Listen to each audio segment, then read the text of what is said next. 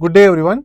If you are working on something that you really care about, you need not to be pushed. The vision will pulse you.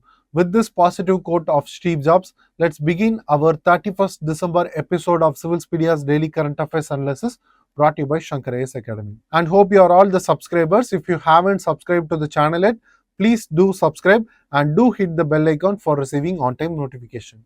And here are the list of topics taken for today's discussion. And the first topic is about PRAGATI Platform, which was recently mentioned by our Prime Minister. And the second topic is about the Pinaka long-range guided rocket system. And the third topic is about the feral dogs and its threat to the wildlife in Ladakh region. And the fourth topic is about pink economy, which is related to the inclusion of LGBTQIA community into the workforce. And the fifth topic is about Prelims Focus, where we discuss important current affairs which is relevant for our UPSC Prelims. During his recent speech in the 5th National Conference of Chief Secretaries, our Prime Minister Narendra Modi has mentioned about the PRAGATI Platform. So with this news background from the Indian Express, let's know more about the PRAGATI Platform in detail. So what is this platform is of? The name PRAGATI stands for Proactive Governance and Timely Implementation, and it is a multi-purpose information and communication technology based governance platform launched in the year of 2015. And the objective of this platform is to have a real-time monitoring and resolution of implementation bottlenecks in critical projects and flagship schemes. So this platform focuses more towards the governance perspective and also to strive for the sorting out of implementation bottlenecks that arise in the implementation of critical projects and flagship schemes. And what are the key features of this platform? It is an integrated digital platform which can combine the data management from the length and breadth of the nation, and it is also having a key feature of geospatial mapping, and it is also capable of having a video conferencing facility using this platform. And by this platform we can connect the Prime Minister's office directly, and it can also connect with the union ministers, and also state governments may also participate in this platform for video conferencing. And by video conferencing we can able to arrive at a decision for proper implementation and to remove or sort out the bottlenecks aroused in the implementation of such programs. And it will also enable the direct interaction of our Prime Minister with the senior officials to fast track the decision making process and to fasten the implementation of key schemes and key projects. And with respect to its governance, it has its more significance because this platform works, or this platform focuses more towards the governance implementation, and it enhances the cooperative federalism between the center and the state, and it also been an accountable and transparent platform which is sharing information, and it also manages data across the nation, and it is a time bound project execution. As any bottlenecks arise upon the implementation, it can be easily sought out using this platform by video conferencing or directly contacting the superior official in the hierarchy. And with this platform it focuses more on the larger infrastructure projects which is benefiting the large scale population of India, and also focuses towards the social sector scheme upon its implementation, which is focusing towards the welfare of the people. And it also focuses on the interministerial and center state coordination issues. So it will be very viable platform for sorting out the issues aroused between the interministerial capabilities and also between the center and state, to ensure a proper coordination and implementation of such projects in both at the center as well as state level. And what is the recent development with regarding this PRAGATI platform? Our Prime Minister Narendra Modi has recently stated or urged the state governments to implement this project at the state level. So our Prime Minister Modi has urged the chief secretaries to replicate this PRAGATI platform at the state level, and also for the creation of data strategy units, a separate unit in the state for chief secretary's office, and also urged for the establishment or insisted for the establishment of deregulation cells and another cell to monitor the reform progress under the state purview. So what it emphasizes by the recent development, it emphasizes more over the technology driven governance in the Indian environment, and also to reduce the bureaucratic hurdles or bureaucratic delays between the implementation of the project, and it also improves the field level administrative efficiency. So it strives to improve the efficiency at the field level. And with regarding this platform, there is an additional information that we need to know for our UPSC prelims. What are the Pragati reviews are personally chaired by the Prime Minister. So the reviews taken on this platform will be personally monitored or personally reviewed by our Prime Minister, and this will be the very important thing that we need to note for our prelims. This platform is not a grievance redressal portal. So this is not a portal for grievance redressal, unlike the centralized public grievance redress and monitoring system, and it uses the geographical information system based enabled dashboard for project tracking. So it uses the geographical information system for project tracking and project implementation, and it also considered a flagship example for e-governance reforms in India. So if any questions arise or asked regarding the e-governance implementation, and we can easily code this platform for proper implementation and to remove the implementation hurdles in the schemes. And it is closely aligned with the good governance initiatives and good governance in India and ease of doing business, and also to the vision of India, that is Viksit Bharat vision. And this is also very important for our UPSC prelims, so kindly note that this is regarding the platforms and its primary functions. So this may be a probable UPSC prelims question of 2026, so kindly note that this will be of very importance. The Pragati platform is, as we seen earlier, this is an monitoring and implementation of projects, which also strives to remove the implementation bottlenecks in key projects.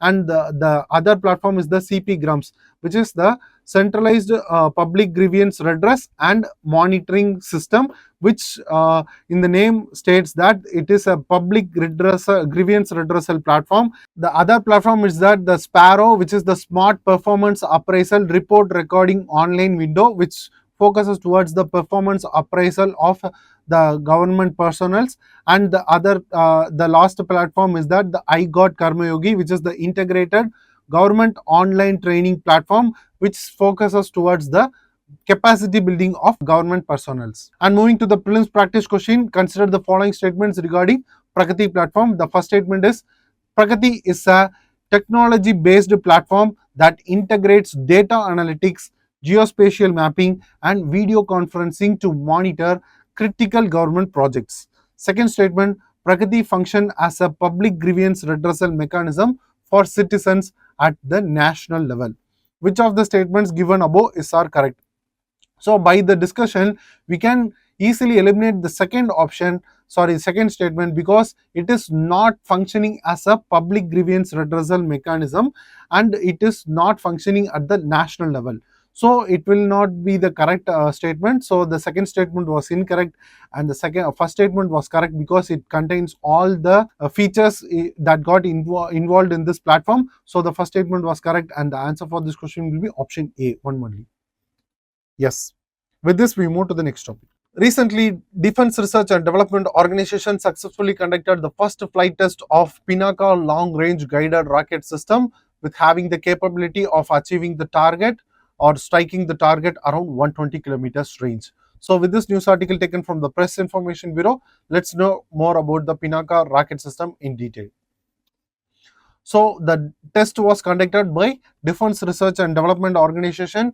It was the first flight test of this Pinaka long-range guided rocket variant, and it was conducted on December 29th of 2025 on integrated test range in Chandipur, Odisha, and the strike range or the capability of striking using the Pinaka long-range guided rocket system was around 120 kilometers, which is the highest range or the longest range that has been achieved so far using this Pinaka rocket systems.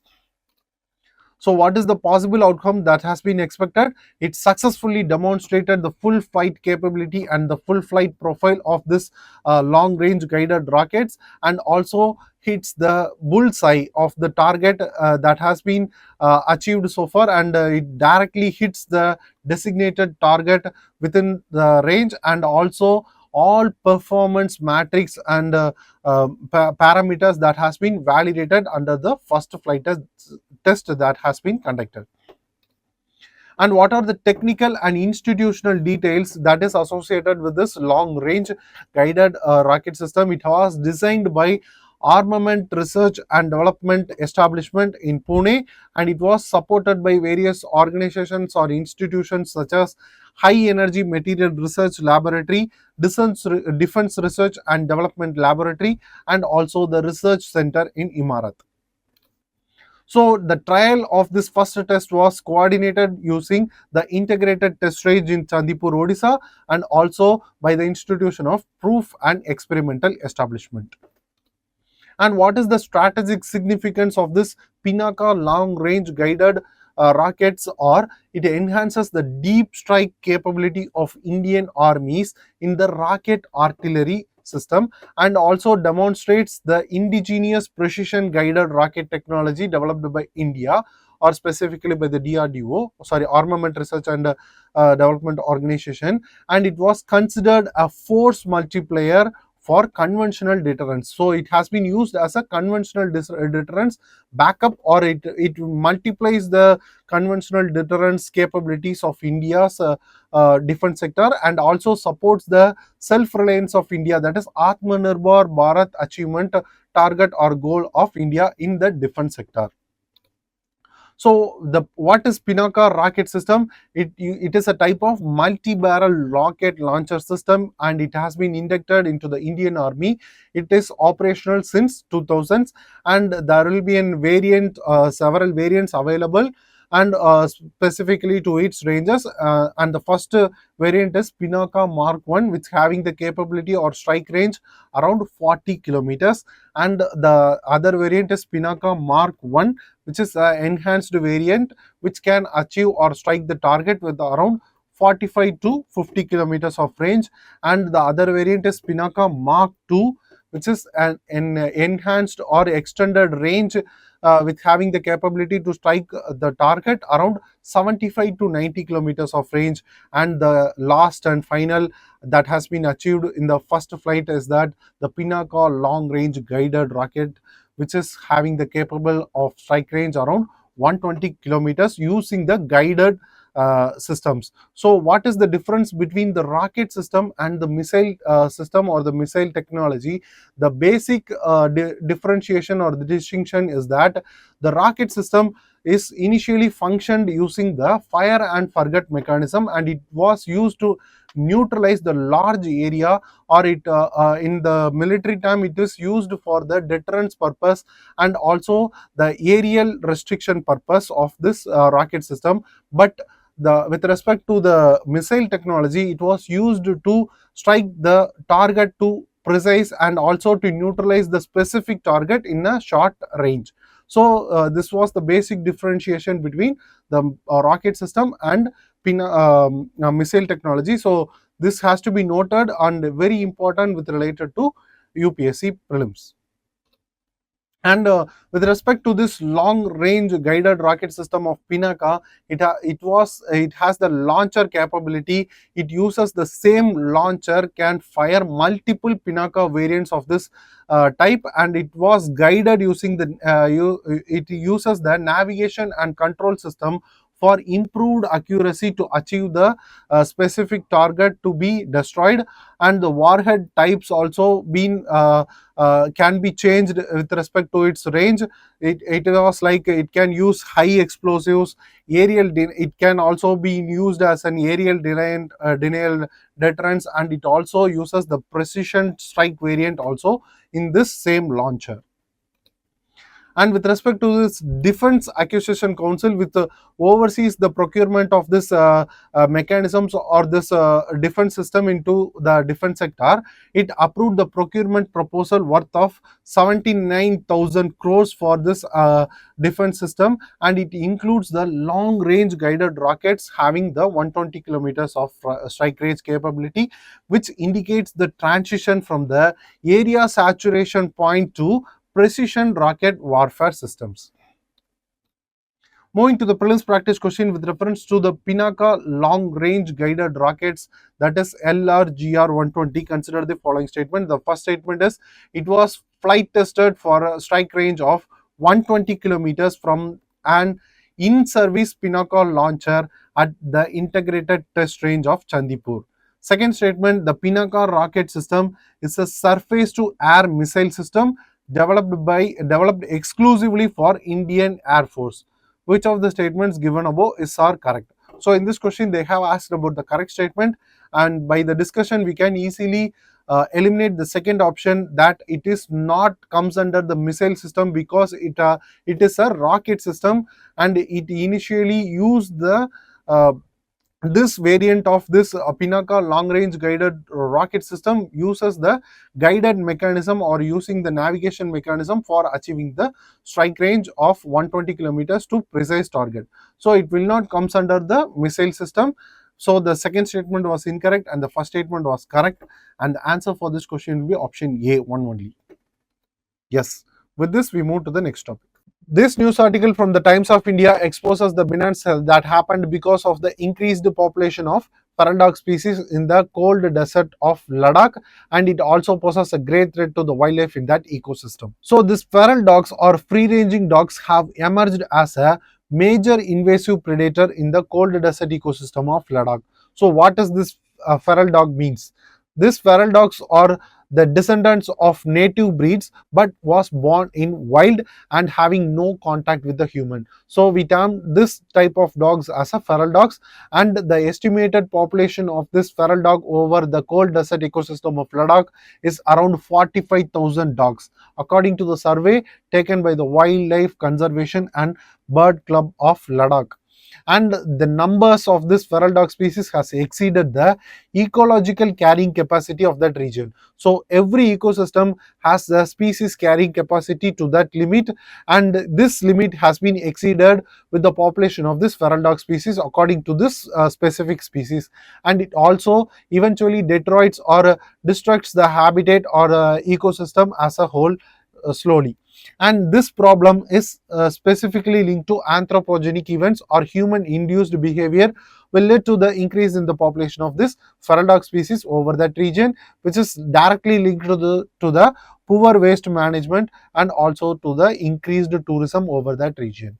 And this increased population of feral dog species can be identified with this species, and it also poses a great threat to that ecosystem by the predatory nature of this species in wild. And what are the ecological impacts of this feral dog species? This species outnumbers the native predators of that region, specifically the snow leopards, Tibetan wolf and red fox, which depends more over the predatory nature, which has been primarily under threat because of this outnumbering of feral dog species, and they prey upon high altitude and threatened species. So this feral dog species specifically focus over the high altitude species and threatened species of that ecosystem, which includes the Pallas cat, which is a type of cat which is categorized as near threatened species according to IUCN. And with respect to the Eurasian lynx also has been predated by this feral dog species, which is categorized as an least concern species according to the IUCN, and also the highest production of India with respect to Wildlife Protection Act of India. And Tibetan gazelle also been under threat, which is a near threatened species, and blue sheep also has been under threat because of this feral dog population. This also categorized as an least concern species according to IUCN, and this also plays a major threat to the ground nesting birds. So this feral dogs also playing a major threat to the ground nesting birds like black necked crane. which is a state bird of Ladakh. In this image, we can see the black-necked crane, which is the state bird of Ladakh, categorized as an vulnerable species under IUCN, and also threatens the bar-headed goose and ruddy shelduck. And why these feral dogs are ecologically dangerous? So first thing is that it is not a native predator to that ecosystem, so it eventually threatens the wildlife that evolved without the defenses against them. So if take the case of barrels, it naturally adapts to the predatory behavior of snow leopard. But on the intrusion of this feral dog species to that ecosystem, it will not be able to adapt to the predative behavior of this feral dog. So it threatens the species to the most. And the pack hunting behavior of the species is the primary reason, which is also a ecologically dangerous behavior with respect to the species, and also having a feature of strong olfactory senses. Their senses towards the smell sensor are more viable than any other predators, and it is also categorized or considered as an subsidized predator. So this feral dog's sustenance not only depend more over the predatory of other animals, it can even survive on the human food waste. So the snow leopard or any other predator over that native ecosystem will not be able to survive using the human food waste. So it will add an advantage to that feral dogs over that ecosystem to get survive. And it also been recognized as a globally as one of the top invasive threats to biodiversity. So it has been listed as a top invasive threat to the biodiversity according to the IUCN SSC, that is Species Survival Commission, and also with regarding the Convention on Biodiversity Invasive Species Assessment. And what are the safety concerns with related to this feral dog population? At least 5 fatal attacks on the human population have been reported in the Ladakh region in recent years, which has increased numbers of dog bite cases, road accidents because of the sudden intrusion of this feral dog species, and also the aggressive winter pack formation to get adapt to that situation is also a safety concern with related to the species. And the seasonal tourism has been shut down because of the threat of intrusion into the wildlife habitat during the winter time on that zone. And with, we also has to note about the cold desert of Ladakh. It is a type of cold desert ecosystem over that Ladakh region, and the climatic features it has very low precipitation with around minimal of 100 millimeters of rainfall has been recorded annually over that region. And the cold desert ecosystem of Ladakh subject to extreme temperature, that the temperature may go beyond 0 degrees Celsius, and we can see only sparse vegetation over that ecosystem. So these are all the climatic features associated with this cold desert of Ladakh, and this is also subject to ecological sensitivity. So what is that? As we seen that there is a region of sparse vegetation, so it will lead to the low productivity because of the metabolism over there, and also to the slow recovery for from the disturbance. If the ecosystem got disturbed in any manner, it will recover only in a slow manner, it will adapt only in a slow manner. So these are all the ecological sensitivities associated with this cold desert of Ladakh. And here we can see very sparse vegetation has been prevailing over this cold desert of Ladakh, and this ecosystem will get disturbed because of the increased intrusion of feral dog species. And what are the existing measures and limitations that has been associated with the containing of population with respect to this feral dogs? The sterilization data of feral dogs will be around 32,887 dogs has been sterilized as of 2015 to 2024. And what are the challenges upon its implementation of this sterilization measures?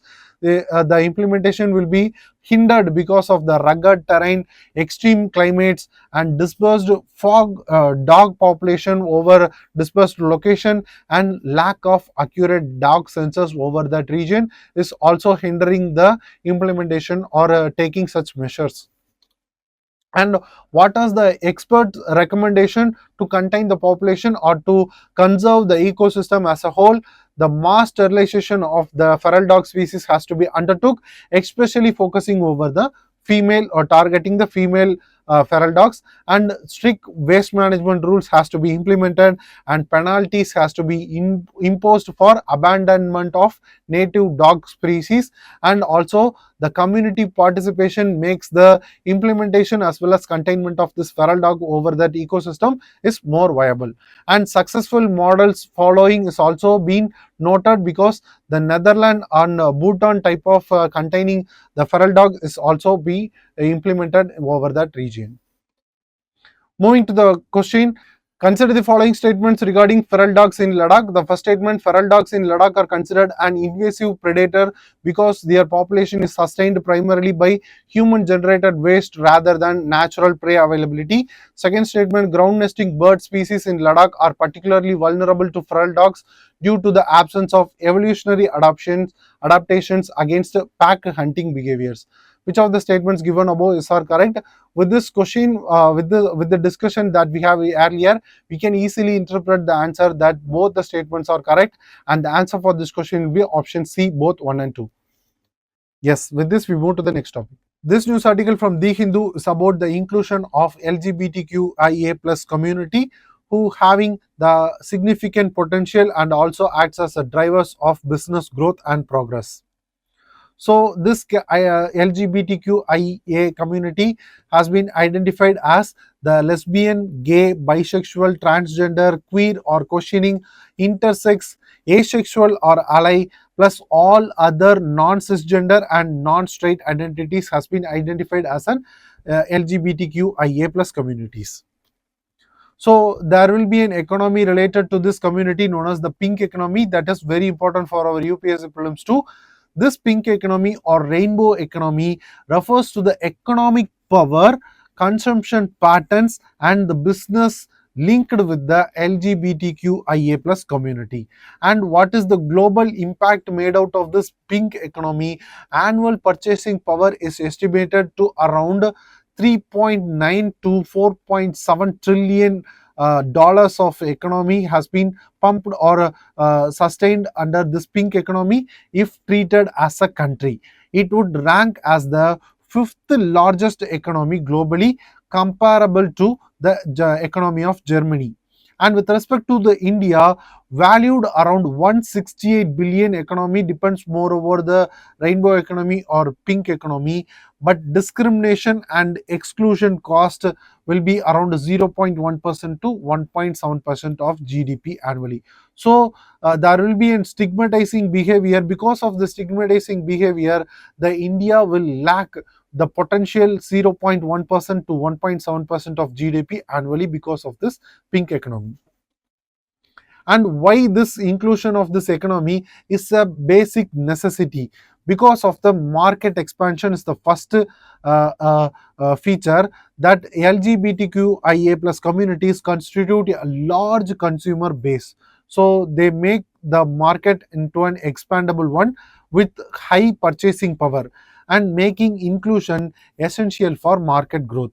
And the second reason for their inclusion is the economic cost of exclusion. So by excluding them, we may face certain economic constraints. So by including them, we can have an economic cost. So with the discrimination can lead to the productivity loss because of the manpower or the human resource that may poured upon, and the health burden upon these people, and also to the unemployment of these people, and resulting in measurable GDP losses. And the third reason for it, their inclusion becomes necessary because of the talent attraction and retention. Inclusive workspaces attract skilled talents, and by excluding them because of the LGBTQIA plus community, we can lose a skilled talented people or person from for that job, and reduce attrition and improve employee performance. And the other reason is that the brand loyalty and consumer trust. The value driven consumers may reward authentically inclusive brands with long term loyalty.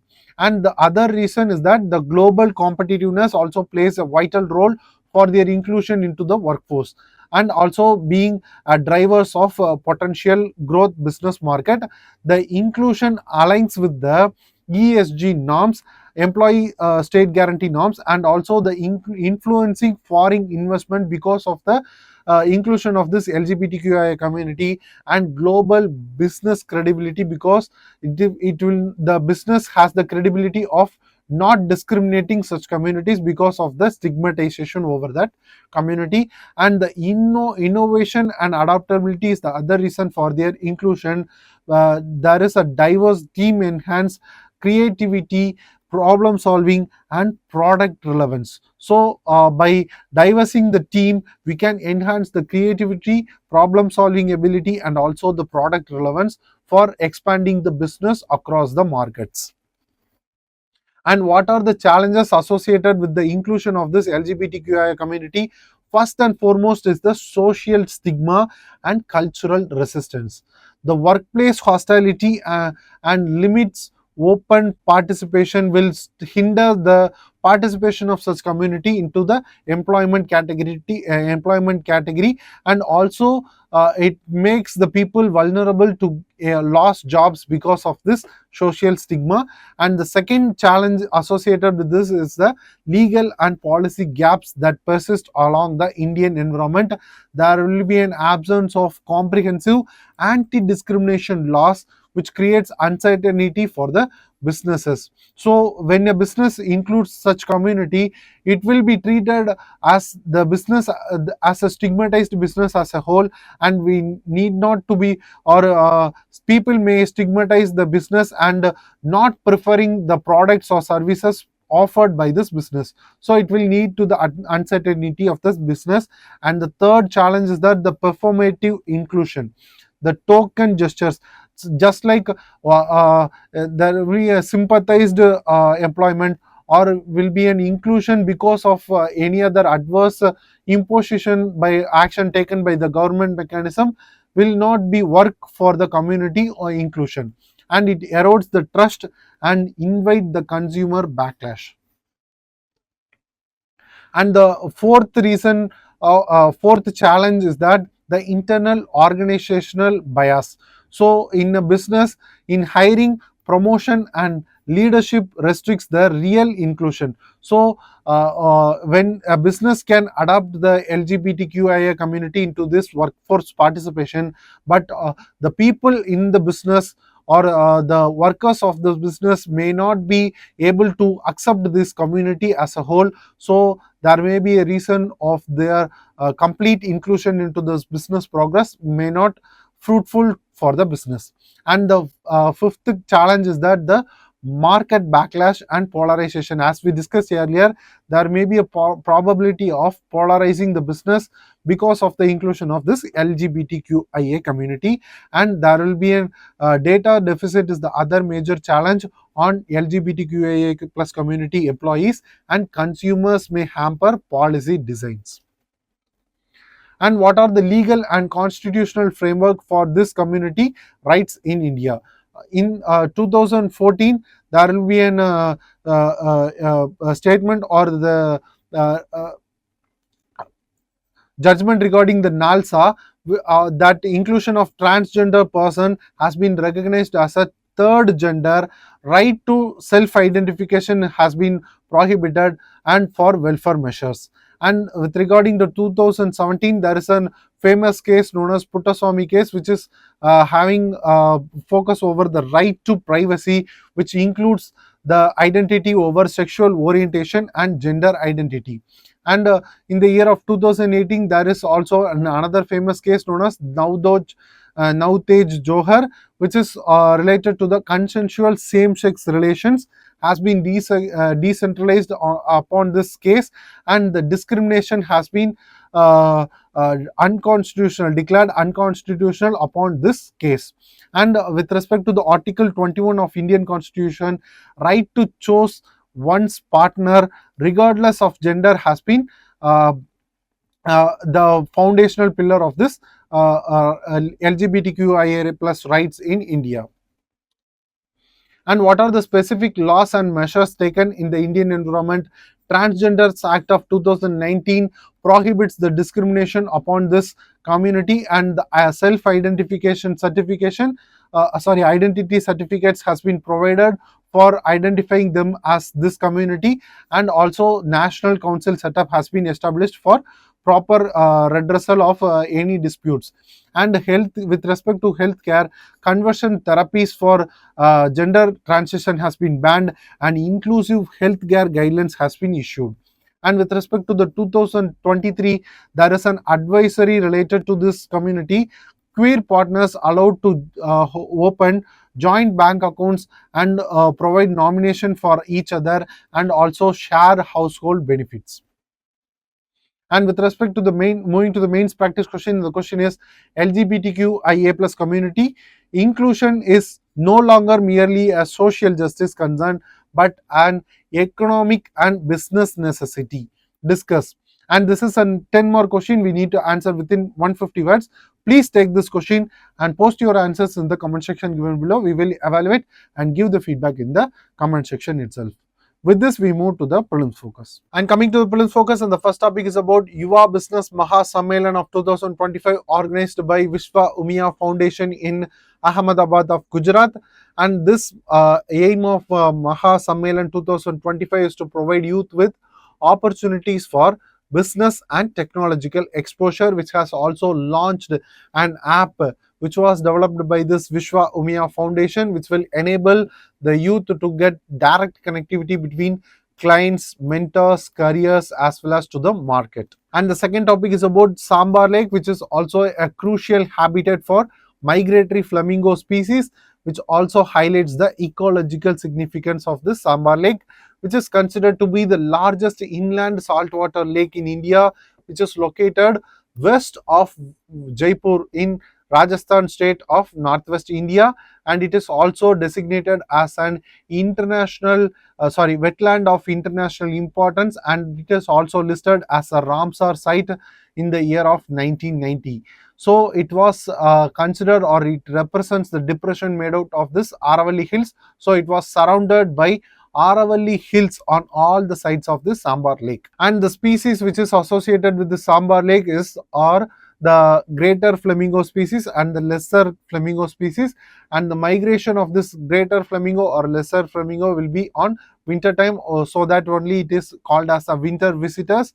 And it was attracted to this Sambar Lake because of the saline condition of the Sambar Lake, and also the food availability in abundant nature, which is primarily consists of algae and brine shrimp. And we also has to note about the flamingo species across the world. There are 6 types of flamingo species available across the globe, and the first species is Chilean flamingo, which is categorized as a vulnerable species according to the IUCN Red Data Book, which can be available or prevalent across the western coast of South American continent, and also in some parts of Uruguay and Paraguay region. And the second species is Puna flamingo, which is categorized as a near threatened according to the IUCN Red Data Book, which is available specifically to the regions of Peru region and Peru region of South America. And the other species is Andean flamingo. By the name, we can easily relate the species, which is related to the geographical feature of Andes Mountains, which is prevalent along the South American western coast, which is Peru and Chile region. And the other species is lesser flamingo, which is very important related to the Indian perspective of UPSC preparation. This flamingo visits the Sambar Lake frequently during the winter time, and it is categorized as a near threatened species, which is spread across, which can prevalent across the African subcontinent to the specific of southern part of southern African continent region, specifically to the western coast as well as eastern coast, and to the regions of South America. And it has also been prevalent along the Namibia and Senegal not present, Namibia, Botswana region also, and it is also prevalent to the areas of Yemen region, and also to the western Indian part, that is specifically the Sambar Lake. And the other species is American flamingo, which is also categorized as a least concern species, which prevalent which areas are restricted to the coast, the southern coast of Northern America, and also to the northern coast of South America, and also to in the regions of archipelagos between Northern America and Southern America. And the last species is greater flamingo species, which is also categorized as an least concern according to the IUCN Red Data book, which is also prevalent across the western coast and eastern coast of African continent, and also to the Mediterranean coast, southern Mediterranean coast, and it is also prevalent along the uh, uh, Arabian Peninsula, and also to the regions of India. So this greater flamingo and lesser flamingo are frequently in use, and it is also considered as an filter feeders. So filter feeders type questions also been frequently asked in our UPSC prelims, so kindly note that. And moving to the prelims practice question, and the question is, with reference to Sambar Lake, consider the following statement. First statement, it is the largest inland saltwater lake in India. And the second statement, it is located to the west of Jaipur in Rajasthan. Third statement, it is designated as the Ramsar site in 1990. Which of the statements given above are correct? So in this question, they have asked about the correct statement. All the given statement in this question are correct, and the answer for this question will be option D. Yes.